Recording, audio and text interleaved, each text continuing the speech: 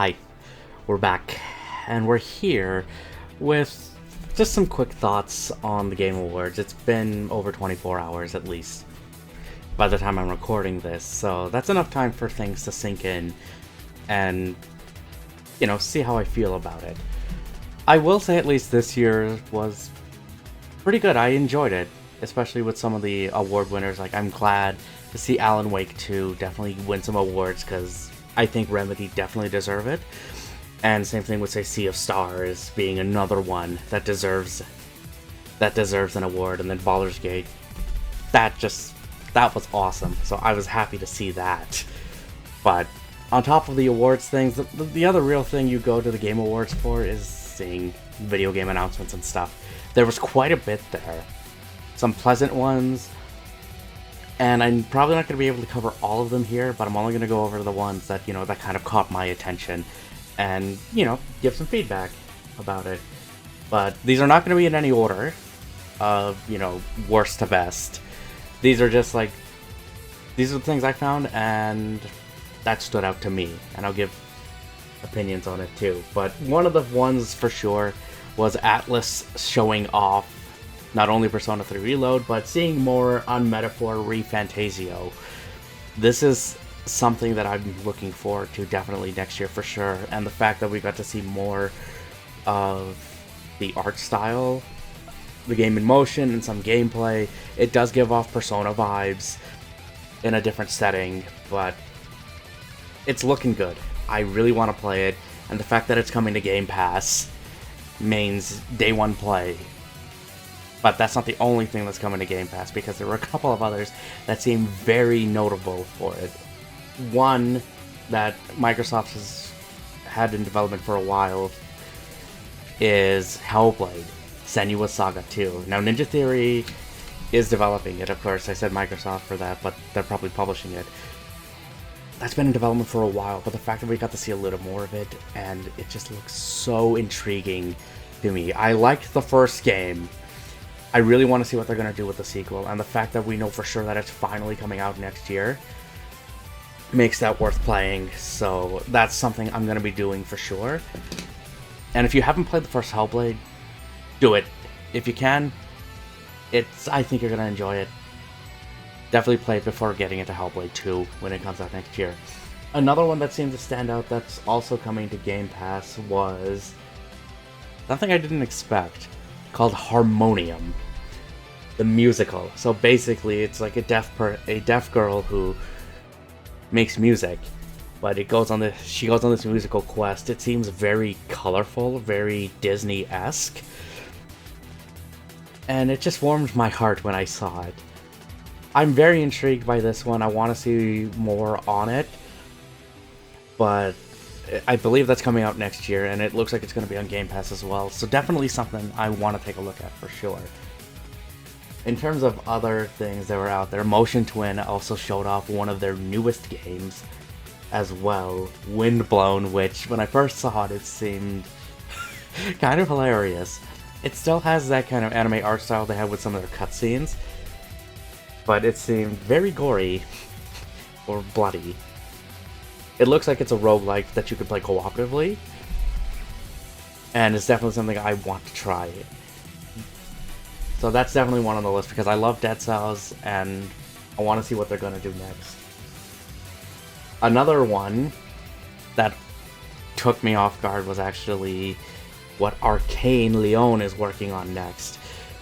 When I saw the trailer, I'm like, I'm not sure, but this looks cool, even though it's all just a CG cutscene. But then you see the title, Blade. And then I had to think about that for a second, but you're like, wait, we're getting a Blade game. I'm listening right now to that. But with Arcane's kind of style, I've never seen them do a movie license game before, or at least a property license thing. So I'm curious to see how it's going to turn out. I believe what I read, it's going to be a single-player, third-person game. We don't know on platforms or anything, but I'm going to say it's a safe bet. It's probably going to be Xbox and PC, and you're going to see it probably day one on Game Pass. But if it does come to other platforms, like say PlayStation, I would want to see how it's going to turn out. But That one's more of a wait and see, and it's just been announced, so something to keep an eye on for sure. In terms of that, other things that finally got release dates for sure. Rise of the Ronin. I really like Team Ninja's output recently with stuff like the Neo games.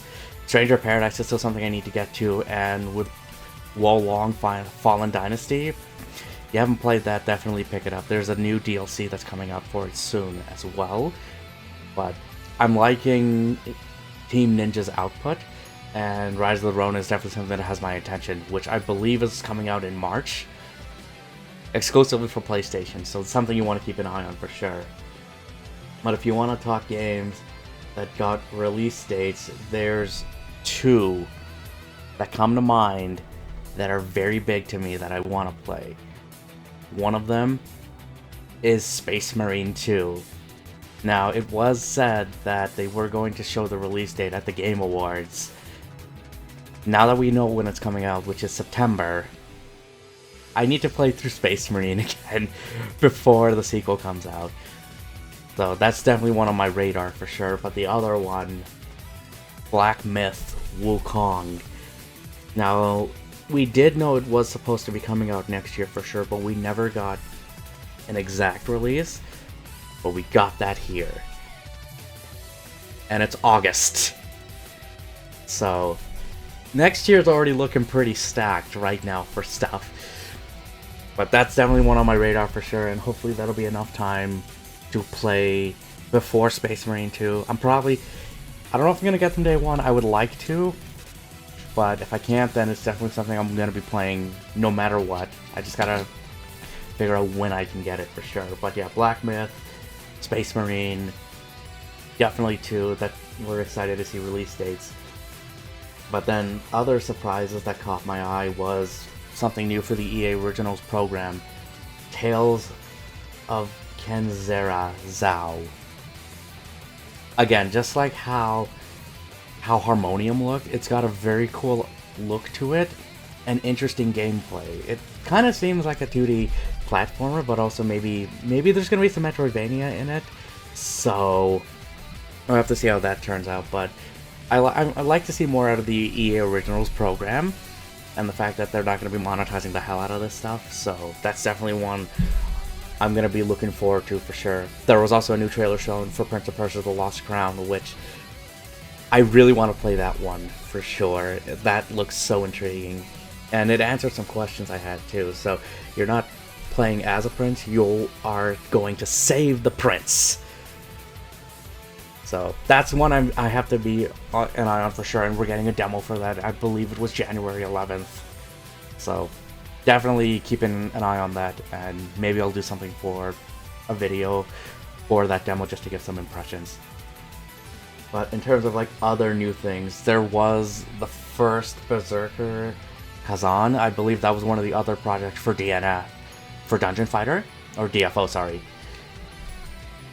So that one's going to be an action RPG. It's kind of got a Souls-like kind of feel to it, but that's definitely one I want to keep an eye on for. Like, DNF Duel was alright as a fighting game, but it kind of got buried with other, games out there. It's still getting support, so I'm glad to see that for DNF Duel, but the first Berzerker action RPG, you got my attention. It looks like fun, so that's definitely one for sure. But there was also like other new IPs or other new games coming out, even though we only got a brief look at one of them. Last Sentinel was one of them.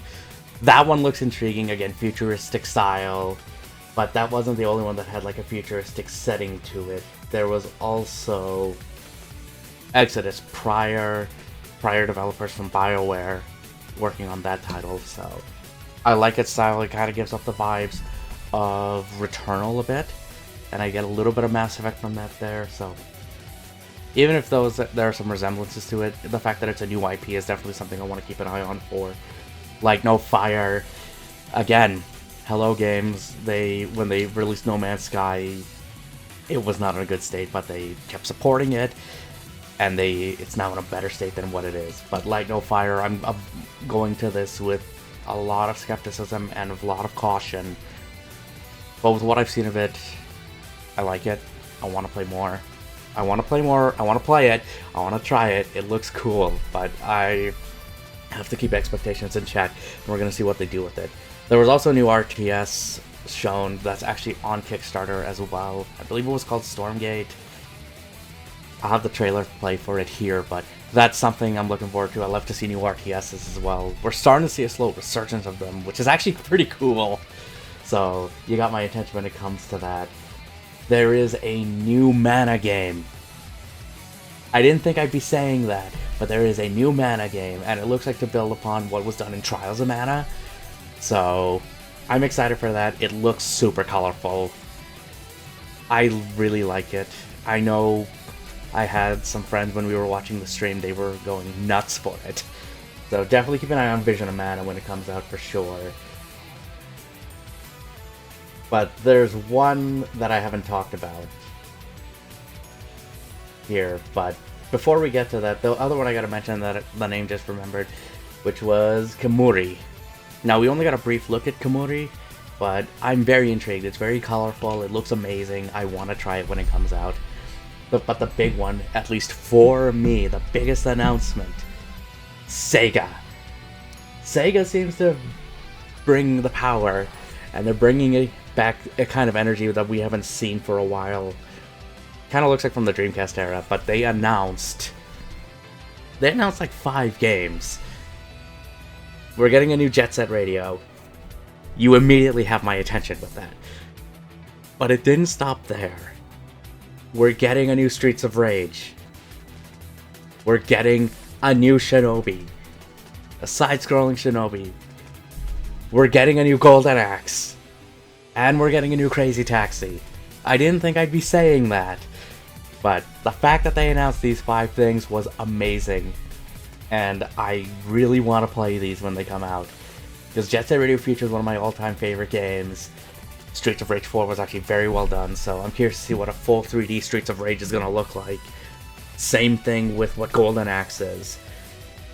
I've never played a Crazy Taxi game before, so I want to definitely give that a run. The only kind of disappointing thing I have with the SEGA announcement is that there was no word on Virtua Fighter. I was really hoping there would be something for Virtua Fighter. But maybe that's something that'll be announced in the future, so maybe something you could see at EVO Japan or even EVO 2024.